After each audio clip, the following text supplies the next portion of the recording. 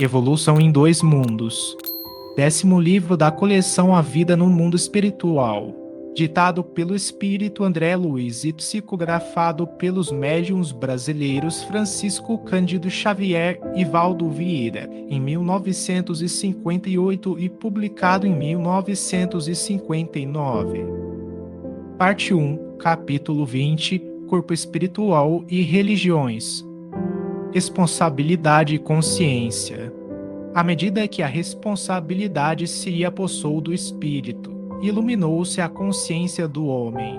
A centelha da razão convertera-se em chama divina.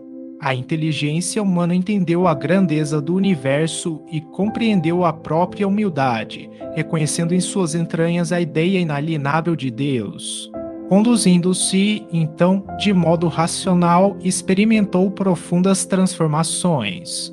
Percebe, nesse despertamento, que, além das operações vulgares da nutrição e da reprodução, da vigília e do repouso, estímulos interiores, inelutáveis, trabalham o âmago do ser, plasmando-lhe o caráter e o senso moral, em que a intuição se amplia segundo as aquisições de conhecimento e em que a afetividade se converte em amor, com capacidade de sacrifício, atingindo a renúncia completa. Até a época recuada do Paleolítico, interferiram as inteligências divinas para que se estruturasse o veículo físico, dotando-a com preciosas reservas para o futuro imenso. Envolvendo-a na luz da responsabilidade, conferiam-lhe o dever de conservar e aprimorar o patrimônio recebido e, investindo-a na riqueza do pensamento contínuo, entregaram-lhe a obrigação de atender ao aperfeiçoamento de seu corpo espiritual. Aceitar-se-á, razoavelmente, que até semelhante fase os tremendos conflitos da natureza, em que se mesclavam a violência e a brutalidade, foram debitados à conta da evolução necessária para a discriminação de indivíduos e agrupamentos, espécies e raças. Atividade religiosa. Estabelecido, porém, o princípio de justiça e aflorando a mentação incessante, o homem começou a examinar em si mesmo o efeito das próprias ações, de modo a crescer conscientemente para sua destinação de filho de Deus, herdeiro e colaborador da sua obra divina. Espicaça-se, então, a curiosidade construtiva, faminto de elucidações adequadas quanto ao próprio caminho, ergue as antenas mentais para as estrelas, recolhendo os valores do espírito que consubstanciam o patrimônio de revelações do céu através dos tempos. Era necessário satisfazer ao acrisolamento do seu veículo sutil, na essência íntima, assegurar-lhe o transformismo anímico, revesti-lo de luminosidade e beleza e apurar-lhe os princípios para que, além do angusto círculo humano, pudesse retratar a glória dos planos superiores. Para isso, o pensamento reclamava orientação educativa de modo a despojar-se da espessa sedimentação de animalidade que presidia os impulsos. Exigia-se a depuração da atmosfera vital, imprescindível assimilação da influência divina.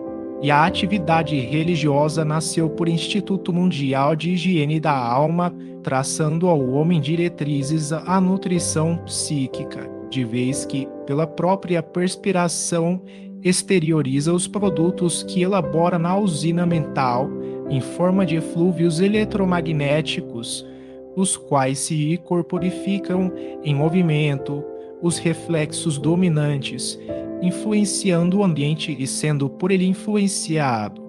A ciência médica, rica de experimentação e de lógica, surgiria para corresponder às necessidades do corpo físico, mas a tarefa religiosa viria ao encontro das civilizações, plena de inspiração e disciplina, patrocinando a orientação do corpo espiritual em seu necessário refinamento.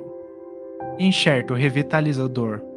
Nesse sentido, a espiritualidade sublime amparando o homem, jamais menosprezou a sede de consolo e esclarecimento. Quando mais angustiosos se esboçavam os problemas da dor, com a guerra íntima entre a razão e a animalidade, grande massa de espíritos ilustrados, mas decaídos de outro sistema cósmico, renasceu no tronco genealógico das tribos terrestres, qual enxerga o revitalizador, embora isso representasse para eles amarga penitência estatória. Constituiu-se desse modo a raça adâmica, instilando no homem renovadas noções de Deus e da vida. Para mais amplo esclarecimento do assunto, aconselhamos ao leitor breve consulta ao capítulo 3 do livro A Caminho da Luz, de autoria do Espírito de Emmanuel e recebido mediunicamente por Francisco Cândido Xavier. Levantam-se organizações religiosas primordiais, povos nômades e agrupamentos escravizados ao solo por extremado gregarismo adotaram as mais estranhas formas de fé a se moldurarem por barbárie natural através de intercâmbio fragmentário com o plano extrafísico. Os espíritos exilados, presos à rede organogênica em que se estecia o cárcere no carro biológico, ainda profundamente primitivista, muita vez revoltados e endurecidos, aliavam-se às tabas selvagens, em cultos sanguinários e indescritíveis, desairando-se nos mais aviltantes espetáculos de crueldade, em nome dos deuses com que fantasiavam as entidades inferiores do seu convívio doméstico.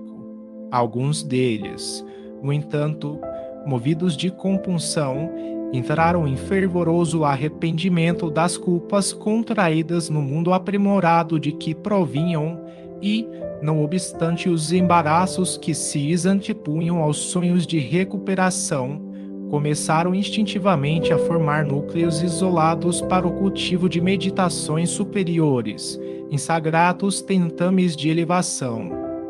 Religião egipciana.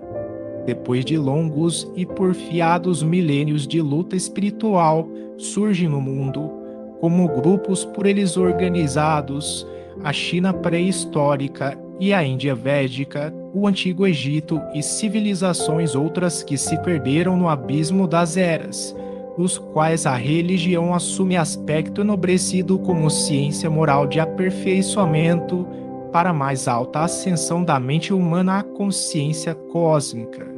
Dentre todos, desempenha o Egito missão especial, organizando escolas de iniciação mais profunda. Em obediência aos requisitos da crença popular, herdeira intransigente das fixações mitológicas, mantém o sacerdócio cultos diversos a deuses vários, nas manifestações esotéricas dos templos descerrados ao povo. O lar e a escola, a agricultura e o comércio, as indústrias e as artes possuem gênios especiais que os presidem em nome da convicção vulgar, mas, na intimidade do santuário, o monoteísmo dirige a implantação da fé. A unidade de Deus é o alicerce de toda a religião egipciana em sua feição superior. Para ela, os atributos divinos são a vontade sábia e poderosa, a liberdade, a grandeza, a magnanimidade incansável, o amor infinito e a imortalidade. Em síntese, acredita que Deus plasmou seus próprios membros, que são os deuses conhecidos. Cada um desses deuses secundários pode ser tomado como sendo análogo ao Deus único, e cada um deles pode formar um tipo novo do qual se irradiam por sua vez, e pelo mesmo processo, outros tipos de deuses inferiores. Claro está que essa argumentação teológica, distanciada de mais altos roteiros da evolução, imaginava erroneamente potências espirituais centralizadas no Criador excelso, quando só Deus tem a faculdade de verdadeiramente criar, mas o conceito expressa, em sentido lato, a solidariedade constante e inevitável que existe em todas as vidas de que se constitui a família do Supremo Senhor em todo o universo. Missão de Moisés. Os padres tebanos conheciam de maneira precisa a evidência do corpo espiritual que pode exteriorizar-se de cada criatura para ações úteis ou criminosas. Cultivam a mediunidade em grau avançado, atendem a complexas aplicações do magnetismo, traçam disciplinas à vida íntima e comunicam-se com os desencarnados de modo iniludível, consagrando-lhes reverência especial. Nesse campo de conhecimento mais nobre, reencarna-se Moisés como missionário da renovação para dar à mente do povo a concepção do Deus único, transferindo-a dos recintos iniciáticos para a praça pública. Entretanto, porque a evolução dos princípios religiosos implica sempre em levantamento dos costumes, com a elevação da alma, o desbravador enfrenta batalhas terríveis do pensamento acomodado aos circuitos da tradição em que as classes se exploram mutuamente, agravando assim os próprios compromissos, para afinal receber os fundamentos da lei, o Senar. Desde essa hora, o conhecimento religioso, baseado na justiça cósmica, generaliza-se no âmago das nações, porquanto, através da mensagem de Moisés, informa-se o homem comum de que, perante Deus, o Senhor do universo e da vida, é obrigado a respeitar o direito dos semelhantes para que seja igualmente respeitado, reconhecendo que ele e o próximo são irmãos entre si, filhos de um Pai único. A religião passa, desse modo, a atuar, em sentido direto, no acrisolamento do corpo espiritual para a vida maior, através da educação dos hábitos humanos a se depurarem no cadinho dos séculos, preparando a chegada do Cristo, o governador espiritual da Terra. As ideias da justiça e da solidariedade, dos deveres coletivos e individuais com a higiene do corpo e da mente atingem ampla divulgação. Os 10 Mandamentos. Os 10 Mandamentos, recebidos mediunicamente pelo profeta, brilham ainda hoje por alicerce de luz na edificação do direito, dentro da ordem social. A palavra da esfera superior gravava a lei de causa e efeito para o homem, advertindo solenemente, consagra amor supremo ao Pai de bondade eterna, nele reconhecendo a tua divina origem.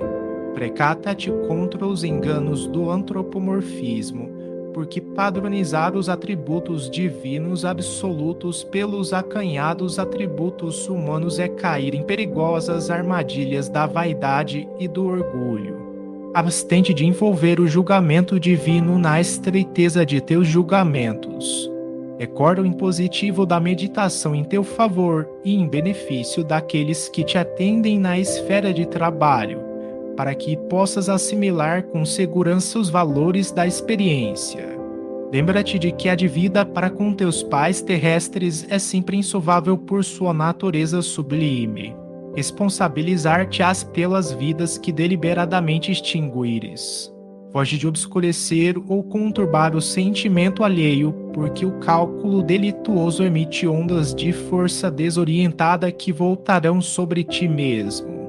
Evita a apropriação indébita para que não agraves as próprias dívidas.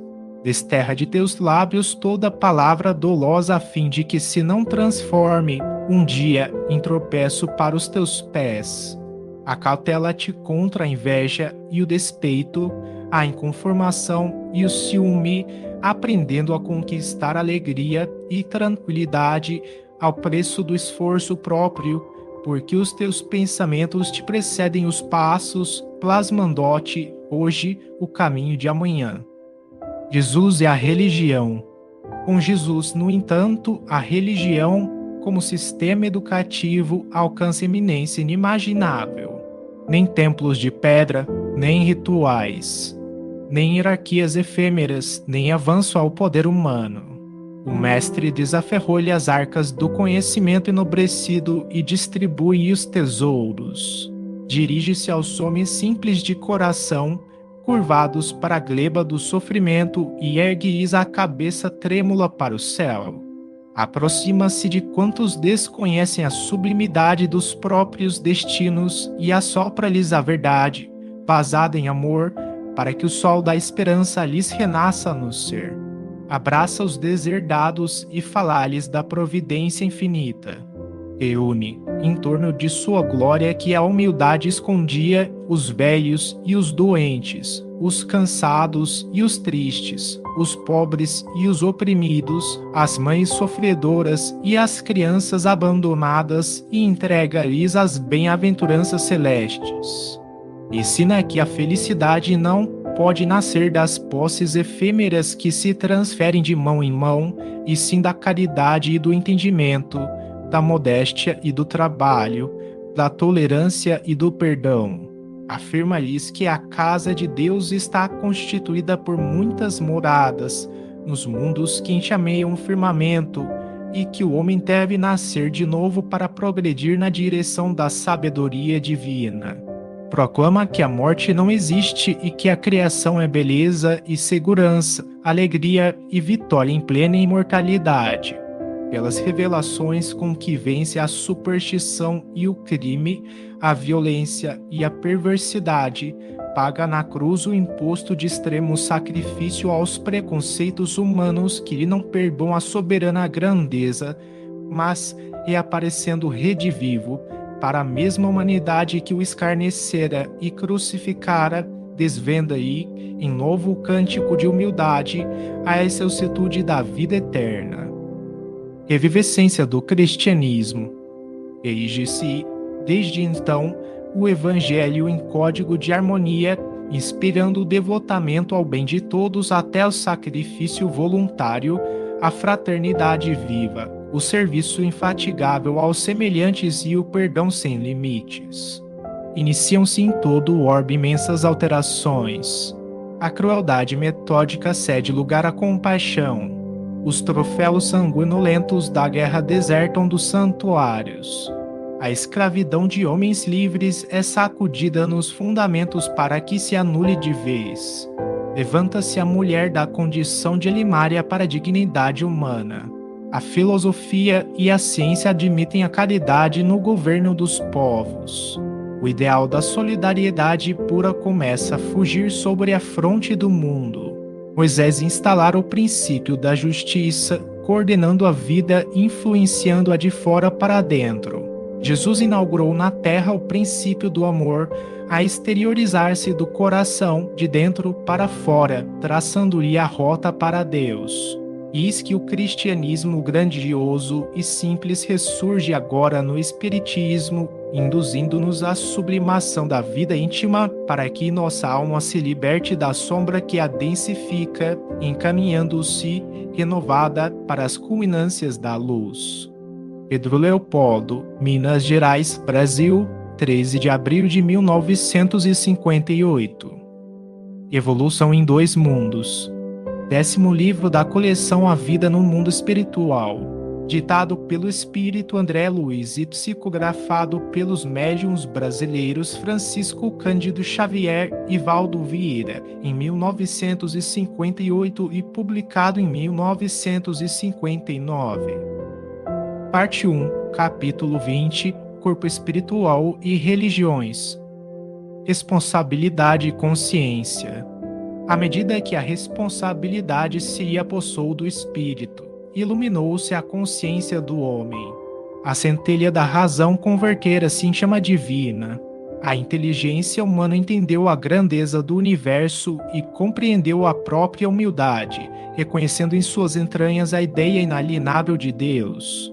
Conduzindo-se, então, de modo racional, experimentou profundas transformações.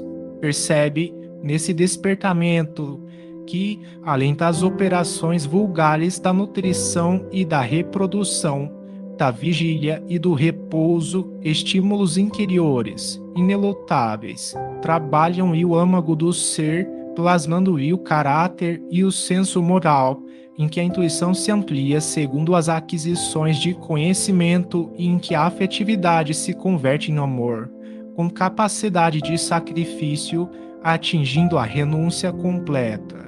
Até a época recuada do Paleolítico, interferiram as inteligências divinas para que se estruturasse o veículo físico, dotando-a com preciosas reservas para o futuro imenso. Envolvendo-a na luz da responsabilidade, conferiam-lhe o dever de conservar e aprimorar o patrimônio recebido, e, investindo-a na riqueza do pensamento contínuo, entregaram-lhe a obrigação de atender ao aperfeiçoamento de seu corpo espiritual. Aceitar-se-á, razoavelmente, que até semelhante fase os tremendos conflitos da natureza, em que se mesclavam a violência e a brutalidade, foram debitados à conta da evolução necessária para a discriminação de indivíduos e agrupamentos, espécies e raças. Atividade religiosa. Estabelecido, porém, o princípio de justiça e aflorando a mentação incessante, o homem começou a examinar em si mesmo o efeito das próprias ações, de modo a crescer conscientemente para sua destinação de filho de Deus, herdeiro e colaborador da sua obra divina. Espicaça-se, então, a curiosidade construtiva, faminto de elucidações adequadas quanto ao próprio caminho, ergue as antenas mentais para as estrelas, recolhendo os valores do espírito que consubstanciam o patrimônio de revelações do céu através dos tempos.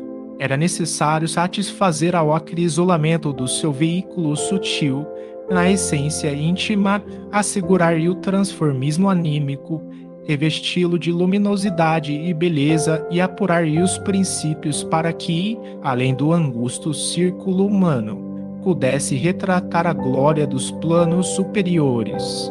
Para isso, o pensamento reclamava orientação educativa de modo a despojar-se da espessa sedimentação de animalidade que presidia os impulsos.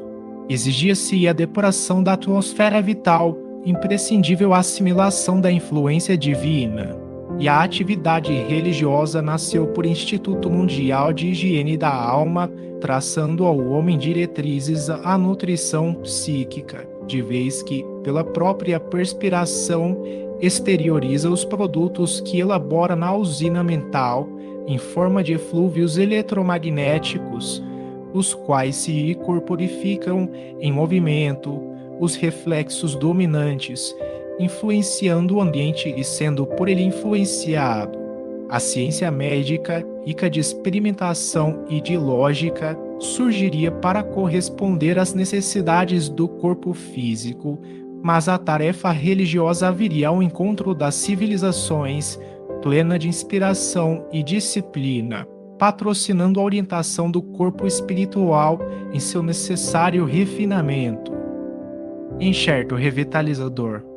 Nesse sentido, a espiritualidade sublime, amparando o homem, jamais menosprezou a sede de consolo e esclarecimento. Quando mais angustiosos se esboçavam os problemas da dor, com a guerra íntima entre a razão e a animalidade, grande massa de espíritos ilustrados, pais decaídos de outro sistema cósmico, renasceu no tronco genealógico das tribos terrestres, qual enxerga o revitalizador, embora isso representasse para eles amarga penitência expiatória. Constituiu-se desse modo a raça adâmica, instilando no homem renovado as noções de Deus e da vida. Para mais amplo esclarecimento do assunto, aconselhamos ao leitor breve consulta ao capítulo 3 do livro A Caminho da Luz, de autoria do Espírito de Emmanuel e recebido mediunicamente por Francisco Cândido Xavier. Levantam-se organizações religiosas primordiais, povos nômades e agrupamentos escravizados ao solo por extremado gregarismo adotaram as mais estranhas formas de fé a se moldurarem por barbárie natural através de intercâmbio fragmentário com o plano extrafísico. Os espíritos exilados, presos à rede organogênica em que se estecia o cárcere no carro biológico, ainda profundamente primitivista, muita vez revoltados e endurecidos, aliavam-se às tabas selvagens, em cultos sanguinários indescritíveis, desvairando-se nos mais aviltantes espetáculos de crueldade, em nome dos deuses com que fantasiavam as entidades inferiores do seu convívio doméstico. Alguns deles, no entanto, movidos de compunção, entraram em fervoroso arrependimento das culpas contraídas no mundo aprimorado de que provinham e, não obstante os embaraços que se antepunham aos sonhos de recuperação, começaram instintivamente a formar núcleos isolados para o cultivo de meditações superiores, em sagrados tentames de elevação. Religião egipciana. Depois de longos e porfiados milênios de luta espiritual, surge no mundo, como grupos por eles organizados, a China pré-histórica e a Índia védica, o Antigo Egito e civilizações outras que se perderam no abismo das eras, nos quais a religião assume aspecto enobrecido como ciência moral de aperfeiçoamento para a mais alta ascensão da mente humana à consciência cósmica. Dentre todos, desempenha o Egito missão especial, organizando escolas de iniciação mais profunda. Em obediência aos requisitos da crença popular, herdeira intransigente das fixações mitológicas, mantém o sacerdócio cultos diversos a deuses vários, nas manifestações esotéricas dos templos descerrados ao povo. O lar e a escola, a agricultura e o comércio, as indústrias e as artes possuem gênios especiais que os presidem em nome da convicção vulgar, mas, na intimidade do santuário, o monoteísmo dirige a implantação da fé. A unidade de Deus é o alicerce de toda a religião egipciana em sua feição superior. Para ela, os atributos divinos são a vontade sábia e poderosa, a liberdade, a grandeza, a magnanimidade incansável, o amor infinito e a imortalidade. Em síntese, acredita que Deus plasmou seus próprios membros, que são os deuses conhecidos. Cada um desses deuses secundários pode ser tomado como sendo análogo ao Deus único, e cada um deles pode formar um tipo novo do qual se irradiam por sua vez, e pelo mesmo processo, outros tipos de deuses inferiores. Claro está que essa argumentação teológica, distanciada de mais altos roteiros da evolução, imaginava erroneamente potências espirituais centralizadas no Criador excelso, quando só Deus tem a faculdade de verdadeiramente criar, mas o conceito expressa, em sentido lato, a solidariedade constante e inevitável que existe em todas as vidas de que se constitui a família do Supremo Senhor em todo o universo. Missão de Moisés.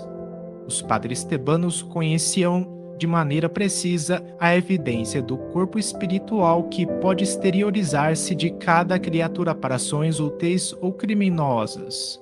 Cultivam a mediunidade em grau avançado, atendem a complexas aplicações do magnetismo, traçam disciplinas à vida íntima e comunicam-se com os desencarnados de modo iniludível, consagrando-lhes reverência especial.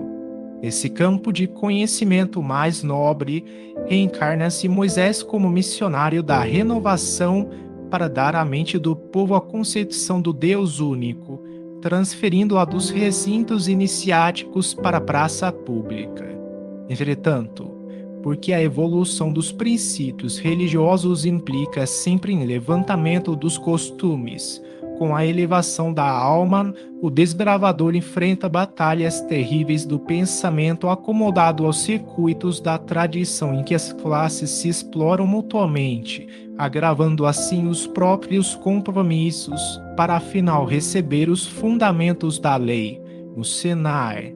Desde essa hora, o conhecimento religioso, baseado na justiça cósmica, generaliza-se no âmago das nações, porquanto, através da mensagem de Moisés, informa-se o homem comum de que, perante Deus, o Senhor do universo e da vida é obrigado a respeitar o direito dos semelhantes para que seja igualmente respeitado, reconhecendo que ele e o próximo são irmãos entre si, filhos de um Pai único. A religião passa, desse modo, a atuar, em sentido direto, no acrisolamento do corpo espiritual para a vida maior através da educação dos hábitos humanos a se depurarem no cadinho dos séculos, preparando a chegada do Cristo, o governador espiritual da Terra. As ideias da justiça e da solidariedade, dos deveres coletivos e individuais com a higiene do corpo e da mente atingem ampla divulgação. Os 10 Mandamentos. Os 10 Mandamentos, recebidos mediunicamente pelo profeta, brilham ainda hoje por alicerce de luz na edificação do direito, dentro da ordem social. A palavra da esfera superior gravava a lei de causa e efeito para o homem, advertindo solenemente: consagra amor supremo ao Pai de bondade eterna, nele reconhecendo a tua divina origem. Precata-te contra os enganos do antropomorfismo, porque padronizar os atributos divinos absolutos pelos acanhados atributos humanos é cair em perigosas armadilhas da vaidade e do orgulho. Abstente de envolver o julgamento divino na estreiteza de teus julgamentos. Recorda o impositivo da meditação em teu favor e em benefício daqueles que te atendem na esfera de trabalho, para que possas assimilar com segurança os valores da experiência. Lembra-te de que a dívida para com teus pais terrestres é sempre insolvável por sua natureza sublime. Responsabilizar-te-ás pelas vidas que deliberadamente extinguires. Foge de obscurecer ou conturbar o sentimento alheio, porque o cálculo delituoso emite ondas de força desorientada que voltarão sobre ti mesmo. Evita a apropriação indébita para que não agraves as próprias dívidas. Desterra de teus lábios toda palavra dolosa a fim de que se não transforme um dia em tropeço para os teus pés. Acautela-te contra a inveja e o despeito, a inconformação e o ciúme, aprendendo a conquistar alegria e tranquilidade ao preço do esforço próprio, porque os teus pensamentos te precedem os passos, plasmando-te hoje o caminho de amanhã. Jesus é a religião. Com Jesus, no entanto, a religião, como sistema educativo, alcança eminência inimaginável. Nem templos de pedra, nem rituais, nem hierarquias efêmeras, nem avanço ao poder humano. O mestre desaferrou-lhe as arcas do conhecimento enobrecido e distribui os tesouros.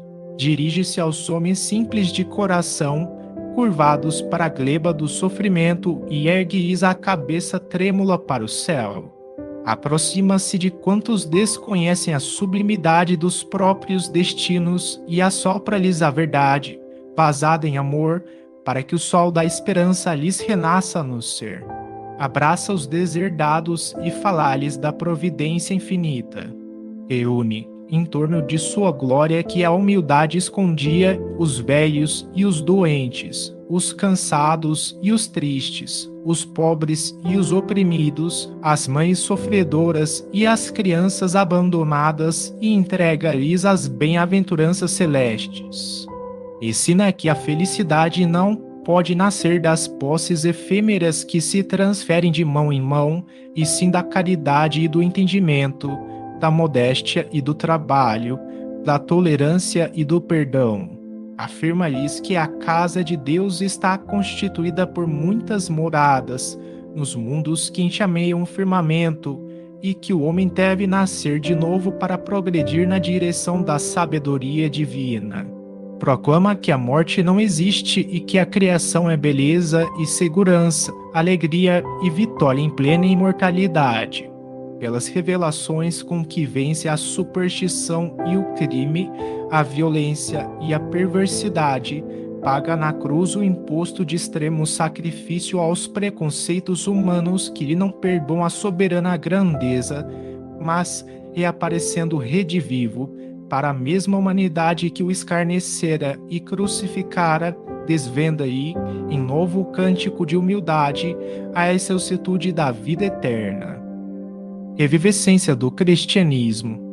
Erige-se, desde então, o Evangelho em código de harmonia, inspirando o devotamento ao bem de todos até o sacrifício voluntário, a fraternidade viva, o serviço infatigável aos semelhantes e o perdão sem limites. Iniciam-se em todo o orbe imensas alterações. A crueldade metódica cede lugar à compaixão. Os troféus sanguinolentos da guerra desertam dos santuários. A escravidão de homens livres é sacudida nos fundamentos para que se anule de vez. Levanta-se a mulher da condição de limária para a dignidade humana. A filosofia e a ciência admitem a caridade no governo dos povos. O ideal da solidariedade pura começa a fugir sobre a fronte do mundo. Moisés instalara o princípio da justiça, coordenando a vida e influenciando-a de fora para dentro. Jesus inaugurou na terra o princípio do amor, a exteriorizar-se do coração de dentro para fora, traçando-lhe a rota para Deus. Eis que o cristianismo grandioso e simples ressurge agora no espiritismo, induzindo-nos à sublimação da vida íntima para que nossa alma se liberte da sombra que a densifica, encaminhando-se renovada para as culminâncias da luz. Ponto Pedro Leopoldo, Minas Gerais, Brasil, 13 de abril de 1958.